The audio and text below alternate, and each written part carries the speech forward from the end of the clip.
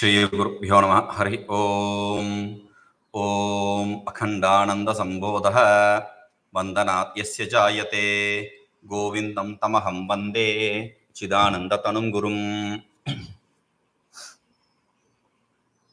So yesterday we were seeing tat vishaya सानिध्यात् ānandaḥ यः प्रतीयते बिम्बानन्द अंश विस्फूर्तिरेव असौ न जडात्मना. So whatever happiness we experience because of the association with those respective objects, they are all of the reflected and not of the object themselves. The reflected self, not of the object themselves. They are inert. They cannot produce anything. Okay? Whether it is knowledge or it is bliss, they cannot bring you any of that. Okay. So he is continuing with the same thing. Yasya kasyāpi yogena yatra kutrāpi dṛśyate ānandaḥ parasyaiva brahmaṇaḥ sphūrtilakṣaṇaḥ. Okay, coffee object as an object, okay. But that as an object, or this as an object, or that as an object, if you are going to bring any of these, to bring an exception to this, whatever we said, that was a general statement. Now that was a particular statement, an object. Now he's bringing it, he's generalizing it. He says, yasya kasyāpi yogena yatra kutrāpi dṛśyate ānandaḥ sa parasyaiva brahmaṇaḥ sphūrtilakṣaṇaḥ. Yatra kutrāpi, wherever, yasya kasyāpi yogena, with whatever objects association. Yogena means association. Yatra kutrāpi means wherever. Yasya kasyāpi means whatever object. Whatever means whatever object. Yogena, because of the association, union, association. Because of the association with whatever object, wherever, does not really matter. Ānandaḥ dṛśyate, the ānanda, the happiness which you experience, which is seen. Saha, that parasya sphūrtilakṣaṇaḥ brahmaṇaḥ eva, that is of the absolute, which is of the inherent nature of experience, and the self. The self, which is of the inherent nature of experience, which is the absolute, of that only, alone, eva, alone, not of anything else. Why should we say that? Even in the small experience, we said, okay, coffee. Even in simple eatables, we think, okay, when you are eating some food, what is the sense organ you are using for enjoying that? That's an easy question. It's a tongue. Simple. If you say tongue, you understood it partially right, because it is not just the tongue alone. When you see the object, when you see the food, it is not just, when you are enjoying the food, it is not just the tongue alone which is experiencing the food. You see the food. That's why we have to decorate the food, the presentation and all this. So, first, seeing it gives you happiness. Wow, this is very good. Looks good. Okay, so looks good. Second, it smells good. Okay. Third, you touch it. With fork and spoon, you don't get that experience. Now you touch it. Oh, this is exactly the kind of softness which is needed, or the hardness which is needed, or the medium, whatever. So you experience this heat or the coldness, whatever. So that experience you gain. Then this is the third experience. Then you put it in your mouth. Very good. This is the fourth experience. Now, when you are putting it in the mouth, after putting it in your mouth, you start chewing. Have you seen some people chewing like a cow? They'll make all these sounds like a cow, chewing like a cow. Now, I was telling a disciple not to do that, and he changed his way. And there was another disciple who was eating it. While eating, he was making sound. I said, what kind of person? These young boys nowadays, young boys and girls nowadays, they don't have that. See, in earlier days, when we ate like that, we were scolded by our elders. What kind of, how do you eat? There should be an etiquette for table manners. Now, unlearn that. Now, all the kids have their own manners. They don't follow any of the other manners. They eat like this. I said, what is this? What kind of sound you are making while eating? Eat with a silencer. That person said, no, no, no. I'm enjoying the food. I want to hear the sound of the crackling sound of the food. So it is also for the food. And the first person to whom I had been instructing not to make sound and who followed the order, he said, I didn't know this answer earlier. So wherever you experience this, why I'm bringing this is, if I'm going to say taste is pertaining to only one sense organ. See, in Tamil, the ānandaḥ, the happiness which you experience, they are explained as, the absolute happiness is called as perinbam. The small happiness is called as cittvaṃ. All these are all small happinesses. Okay. But this word, particularly the small happiness, cittvaṃ, this word is used specifically in the case of the copulation, the experience of the happiness of copulation. Now, why is any philosophy worth its salt? They go behind this. They say this. Why is that said? Because this is where all the 5 sense organs are very clearly used. In other places, even without the sense organs being used, you can work. If when you eat food, you don't have to look at how good it is. You just want to feel your stomach. That's all. But that is not possible there. So that is why the 5 sense organs are completely under sway. So that is why it is targeted. Now he says, sphūrtilakṣaṇaḥ paramātmādvitīyo'yaṃ, that which is of the nature of experience, it's of that bliss, of that self, bliss of that self. So not of the objects themselves. Why? So he says, yathā, he will give an example. Yathā kuvalayollāsaścandrasyaiva prasādataḥ, tathānandodayo'pyeṣāṃ, sphuraṇādeva vastunaḥ. Yathā kuvalayollāsaścandrasyaiva prasādataḥ, tathā ānandaḥ sphuraṇādeva vastunaḥ. Yathā, like example, for example, kuvalayollāsaśa, the blooming, ullāsa means blooming. The blooming of kuvalaya is a flower, lily. Kuvalayollāsa, the blooming of a lily flower. Why lily?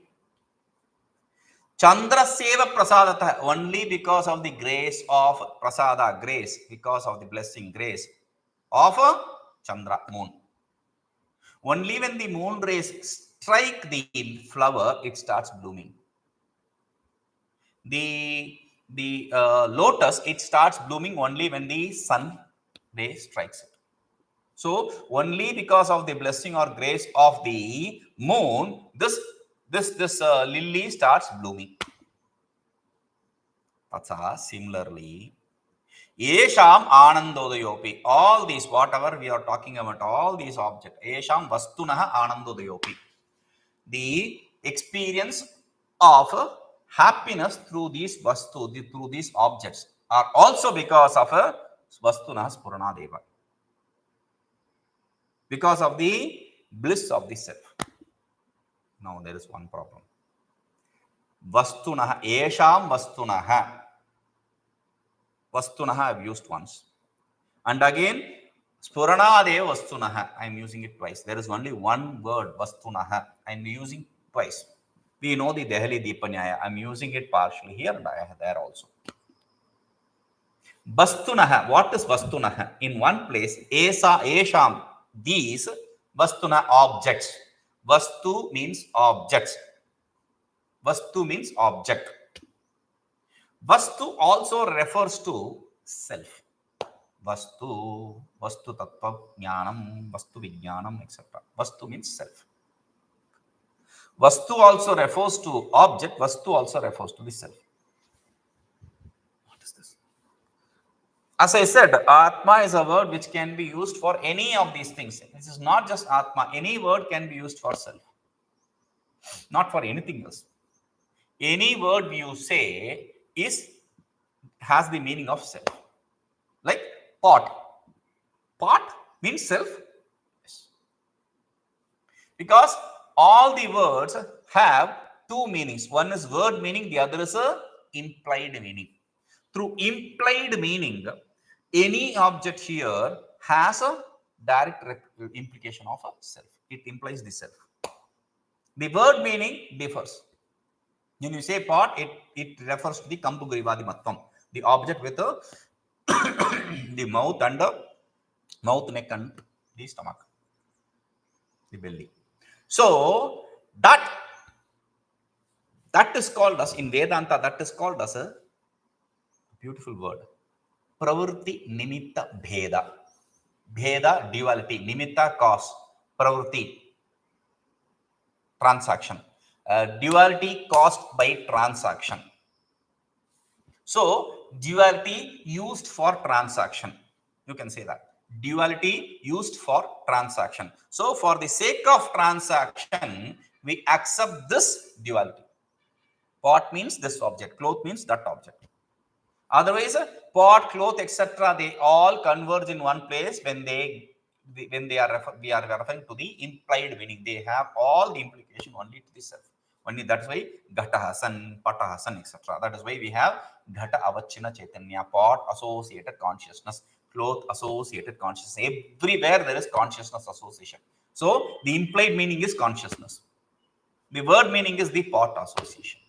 Okay, so vastunaḥ ānandaḥ, the experience of happiness with respect to the object also is a vastunaḥ sphuraṇādeva. Is because of the experience of the self, the illumination, effulgence of the self.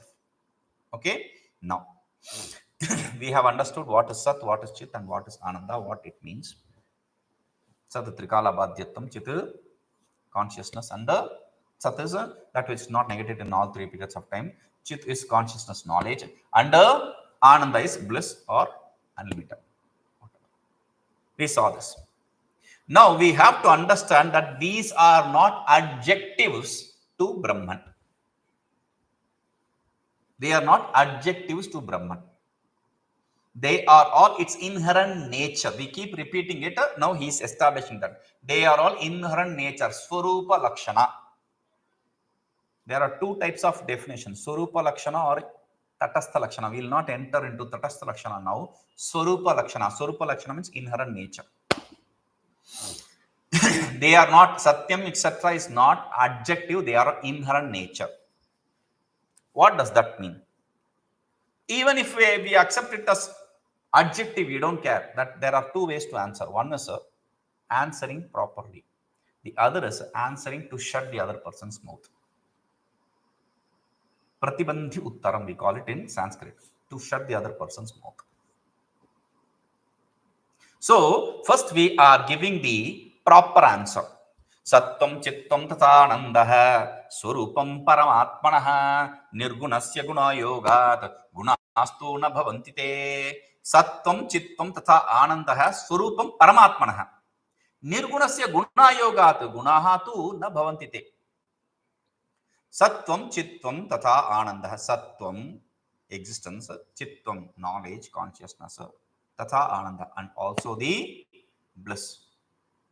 These paramātmanaḥ svarūpaṃ, these are inherent nature of the absolute self. Two, definitely. Why? Two, because not nirguṇasya guṇāyogāt. Why? Nirguṇasya guṇāyogāt. Why you accept definitely? Why do you have to say definitely of the absolute self? Because nirguṇasya guṇāyogāt, because there can be no guna attributes for the attributeless. Nirguna. Nirguna means attributeless. For the attributeless, adjectiveless means attributeless. For the attributeless guna ayoga, there can be no attributes. There can be no possible of association with any attribute because itself is attributeless. Te gunaha na bhavanti. Therefore, they cannot be attributes or adjectives. Nirguṇasya. What does that mean? That's a beautiful word, nirguna. Nirguna. Guna means attributes. Nir means devoid of attributes. Okay. There are two ways to explain this. One is nirguna means guna abhava, absence of attributes. If you accept it as absence of attributes, like sat means we said vyatirekena abhava means the absence of the contrary. When I say sat, existence, then I am talking about the absence of the contrary, non-existence. Absence of non-existence is what is referred to as sat. That is how I explained it. Now, in that way, as absence of non-existence, if I am going to say it as attribute, I don't care. Why? Because absence is not different from the substratum. I show you my hand. There is a absence of bag in my hand. Do you see absence of bag in my hand? Yes. Did you see the absence of bag? No. You saw my hand. So, the absence of anything is of the nature of substratum, not different from substratum. Therefore, even if you accept it as adjective, I don't care. That is what the Vedanti answers. Some people to misinterpret this guna, nirguna, shabda. This nirguna word is a beautiful word, which is a word used by the Upanishads themselves. Since they are used in Upanishads, people who don't teach Vedanta, who teach something else in the name of Vedanta, like the duality, all the other things, semi-duality, duality, etc. They have to interpret it in a different way because they are referring to Vishnu or Shiva or some other god or goddess. So, when they Brahman, with the word Brahman, we say the absolute self. They take it to be Vishnu or Shiva or something. So, now he is, that Shiva is or Vishnu is attributeless. Can it be logical? You know, Shiva means with two hands, he is in this form, he has a snake in his neck, etc. Vishnu means with four hands, with dice, disc and dice and all that. So, you cannot explain this attributelessness there. So, they say, nirguna means it is not attributeless. Then what? Devoid of any bad attributes and endowed with good attributes. Sarva kalyana guna yuktaha, they say. He is devoid of all the bad attributes and endowed with all the good attributes. So, that is not a logical way. Okay? And some people who are smarter, they will say, the Brahman, can we say the Brahman is having the attribute of attributelessness? Attribute of attributelessness. That itself is such a stupid question, so don't even answer it. Okay? So, why should we talk about this? Because regarding the attributes, sattvaṃ, satyam, jnanam, anantam, brahma, if they are accepted to be adjectives and not the inherent nature, then there will be problems. So we have to remove them from accepting as adjective. First, we have to understand what an adjective is used for and what an adjective is. If you don't understand the difference between upadhi, embodiment, and adjective, viśeṣaṇaṃ, you cannot understand Vedanta. For all those people who have been studying with me, I make it this clear very while discussing the tathānandaḥ vakya.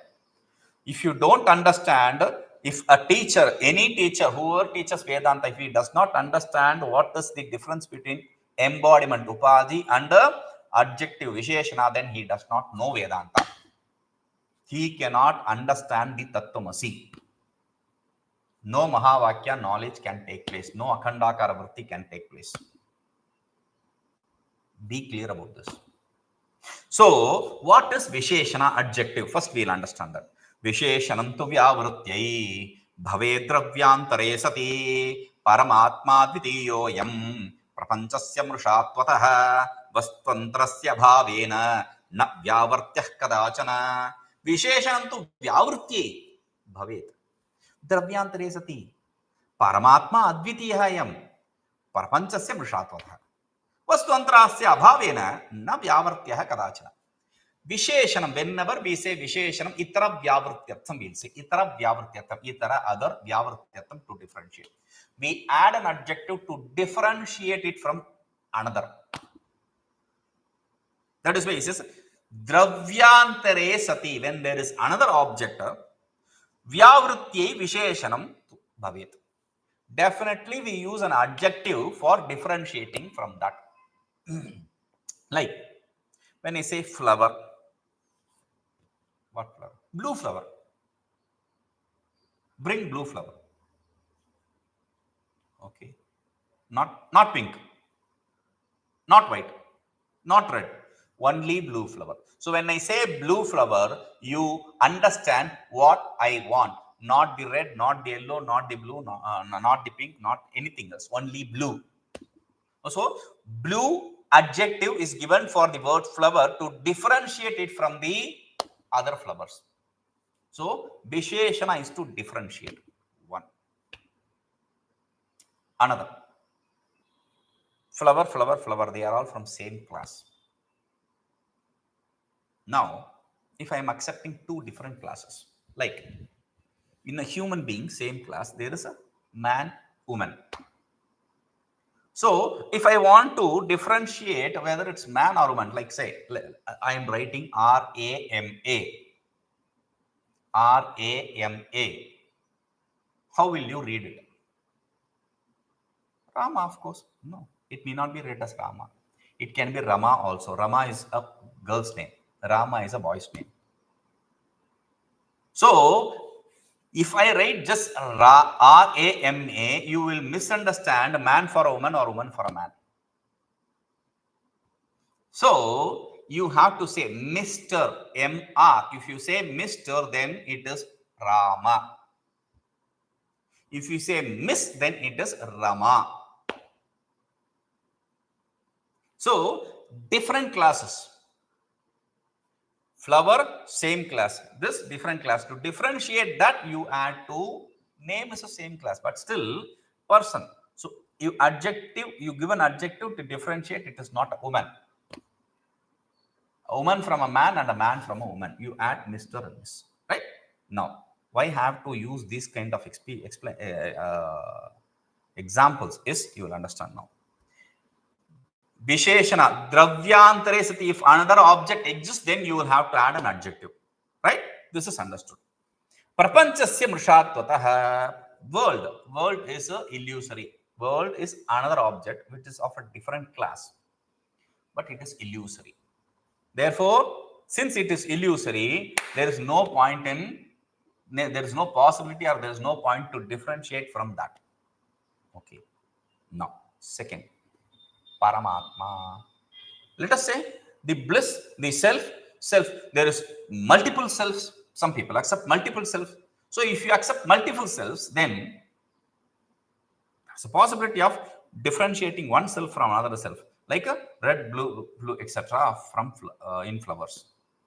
But I am paramātmādvitīyo'yaṃ. This self is non-dual. Therefore, that is also not possible. So, object of a different class, not possible. Object of same class, also not possible. Therefore, vastvantarasyābhāvena, since there is no other object here, vyāvṛttyai kadāchana na. There is no possibility of differentiating at any point. Never can you differentiate it. So, this is the explanation for viśeṣaṇa. Viśeṣaṇa means adjective. Now, there is upadhi, embodiment. Now, we will understand that also. So, viśeṣaṇa, adjective, embodiment, upadhi. Okay. What is the definition for viśeṣaṇa? Whatever we saw here, we will forget that. There is a definition which we will use in the proper text, like vartamanatve sati, vyāvṛttyai sati, etc. So, vartamanatve sati, vyāvṛttyai sati, vartamanatva, existence, being existent, and being differentiator. This is common for both upadhi and viśeṣaṇa. So we will strike it away. We have one difference. In upadhi, there is a in viśeṣaṇa, there is a karya anvayitvam. Upadhi karya ananvayitvam. Karya means effect. Anvay means intertwined.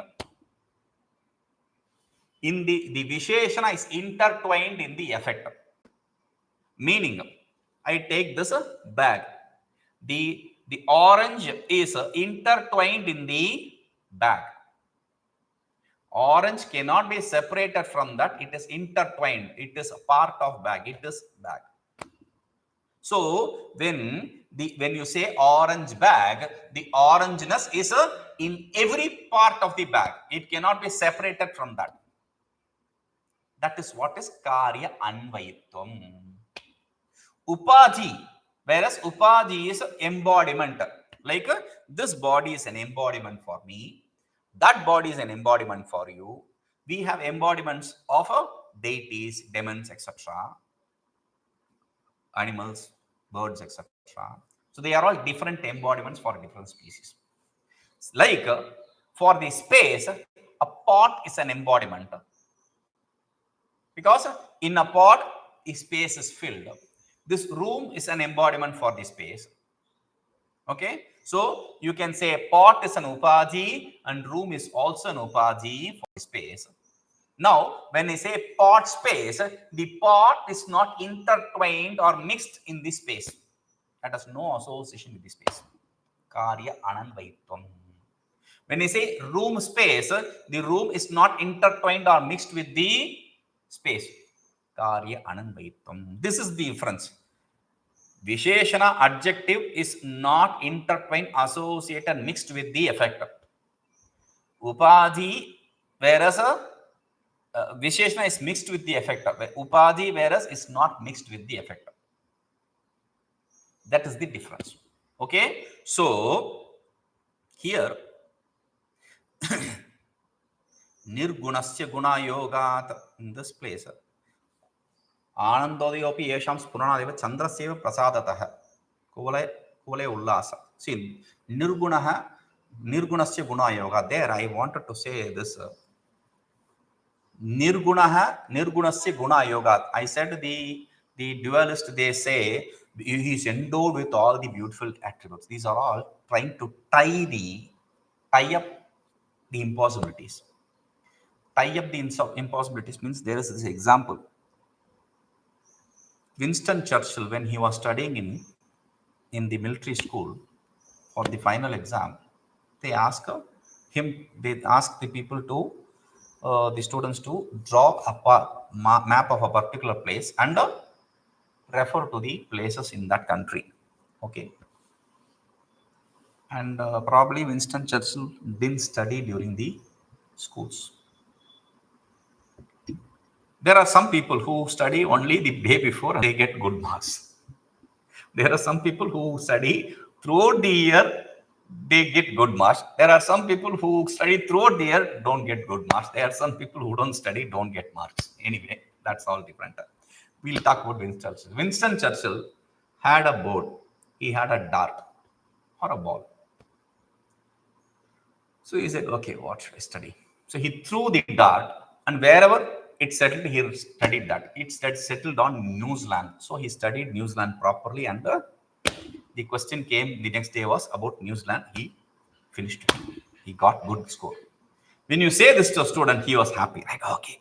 So there are two articles. One is about you have to write two articles, either or. So either you have to write about a tree or about a cow. So this was a tree, cow. Okay, I'll study cow. So he studied cow, expecting the cow to be the question. And the next day it was tree. And he doesn't know anything about tree. He didn't study. So he wrote whatever he knew about the cow. Cow has two horns. It has this flesh hanging in the neck. And it is white in color. It has 4 legs. It has this and hoofs and all that. He wrote everything. And finally he said, this cow, we tie it in this tree. This cow, we tie it in this tree. There is connection with the tree also. So, like that, you can bring in and tie it up with any of these things through logic, but that is not possible. Nirguṇaha, it is attributeless. How can attributeless be an attribute? How can be non-existence be existence? So, that we have to understand. You see. Om Purnamadaഃ Purnamidam Purnāt Purnamudachyate Purnasya Purnamadaya Purnameva Viśeṣyate. Om Shanti Shanti Shanti.